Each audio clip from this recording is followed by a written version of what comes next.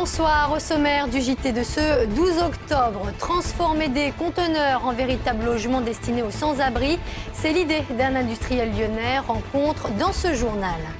Elle détecte la moindre particule suspecte. La voiture renifleuse de gaz sillonne depuis quelques jours déjà les rues du département. Et puis un documentaire sur la résistance a été présenté ce matin à Lyon, l'occasion de s'intéresser à ces combattants de l'ombre. Un lit, des sanitaires ainsi qu'une douche, ces logements comportent tout le nécessaire d'un intérieur, somme toute banal. Petite particularité tout de même, il s'agit ici d'un conteneur, un hébergement qui a l'avantage d'être mobile et démontable, idéal notamment pour loger les sans-abri en période hivernale. Les détails de Jean-Marc Roffa. Donc vous êtes ici dans une cabine famille avec lit, mais également une cabine qui est équipée pour accueillir une personne à mobilité réduite, puisque là vous êtes dans une douche équipée PMR et un toilette équipée personne à mobilité réduite également. Il fallait y penser pour apporter d'autres solutions de logement provisoire au SDF. C'est une bonne idée de cet entrepreneur de Rieux. Il tente le pari de convaincre l'État et les collectivités locales d'adopter ce style d'habitat dans leur plan froid.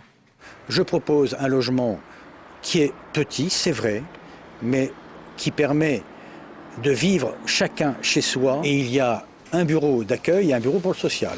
Ça, c'est un village, et un village, c'est 80 personnes. Même s'il n'y a que très peu de chances que ces villages soient mis en place dès cet hiver, la société Domici lance déjà son carnet de commandes pour 2012-2013. J'ai commandé 50 conteneurs. Les 50 conteneurs vont être fabriqués maintenant parce qu'il faut avancer. Il ne lui manque plus que les terrains d'environ 2500 m² pour monter ces villages. Déjà, des associations humanitaires se disent prêtes à coordonner leur gestion. C'est le cas de l'hôtel social. On interviendrait, si toutefois le projet est retenu, dans le cadre d'une plateforme partenariale au niveau local avec d'autres associations. Pour valider cette belle idée, le concepteur a besoin d'un feu vert de l'État et notamment des préfectures. Celle de notre région ne désire pas commenter cette initiative.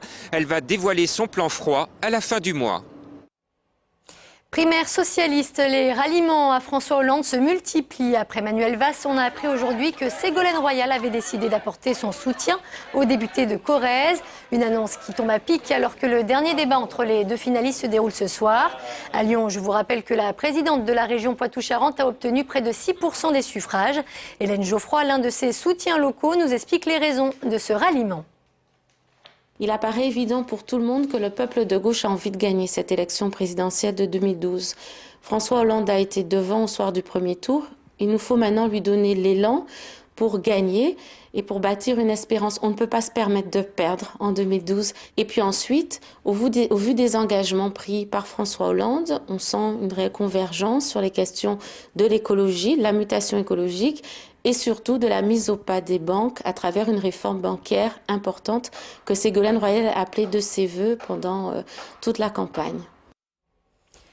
On en dénombre plusieurs dizaines par semaine. Les fuites de gaz sont sans doute ce qui occupe le plus les pompiers. Souvent anodines, elles peuvent parfois provoquer de véritables incendies.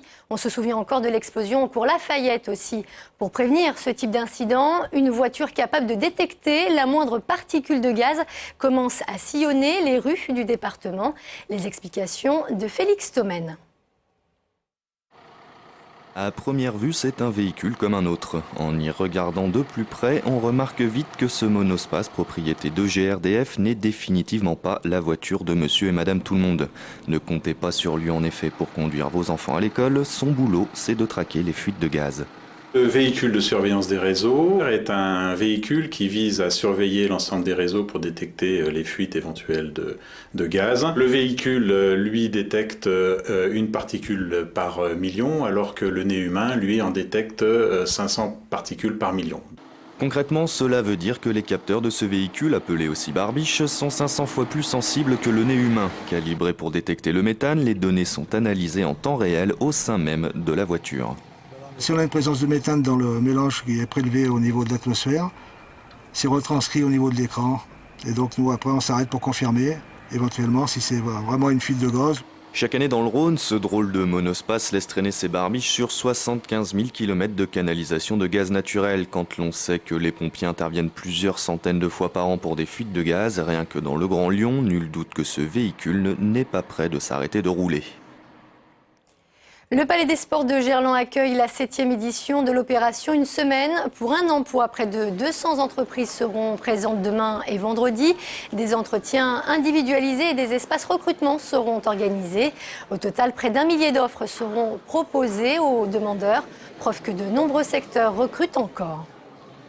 Les secteurs recrutants, alors on a effectivement les secteurs dits porteurs, les secteurs recruteurs, donc c'est notamment le bâtiment sera représenté, les services bien évidemment, le commerce, les banques et assurances, l'industrie, l'informatique également, donc on a énormément de recruteurs et c'est extrêmement diversifié. C'est à Lyon, capitale de la résistance, que la chaîne thématique Arte a décidé de présenter sa dernière série documentaire. Les combattants de l'ombre retracent le parcours d'une 50aine d'acteurs de l'époque. Des témoignages recueillis à travers 15 pays européens. Les précisions de Félix Thomen. Je pressentais quelque chose de mauvais, de très mauvais.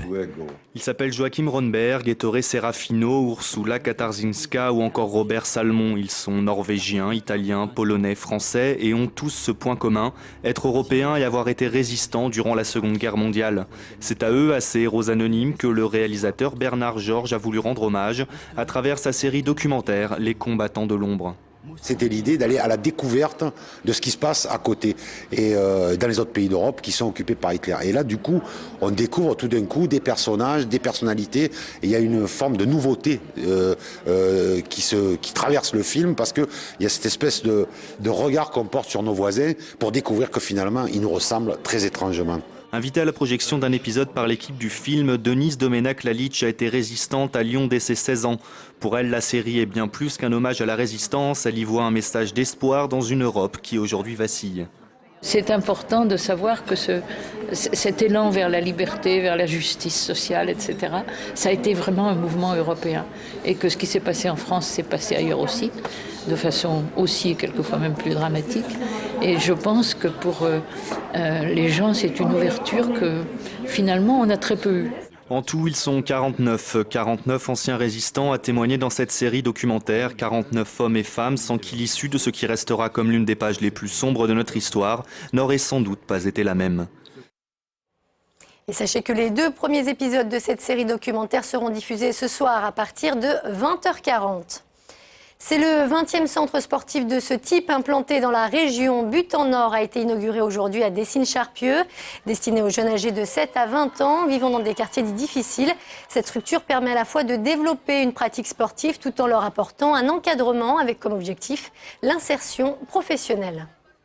C'est beaucoup de jeux ludiques autour de jeux d'adresse et c'est des séances où on apprend aux jeunes de prendre du plaisir. Vraiment, on leur enseigne les valeurs avant tout.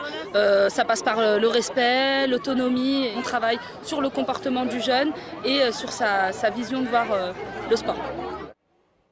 En volley, la Sul décroche son premier point en Liga. Vainqueur des 2 premiers sets, les volleyeurs se sont pourtant à nouveau inclinés hier soir face à Toulouse, 3-7-2.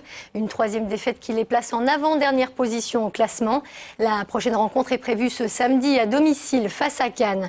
Et puis de leur côté, les filles de l'OL ont fait match nul tout à l'heure face à Montpellier. 1-1 score final. Un résultat relativement décevant au regard des victoires écrasantes de ce début de saison. Les Lyonnaises décrochent toutefois la première place du classement de D1 en attendant le match en retard entre le PSG et Saint-Étienne. C'est la fin de ce JT. Merci de nous avoir suivis. Passez une très bonne soirée sur TLM.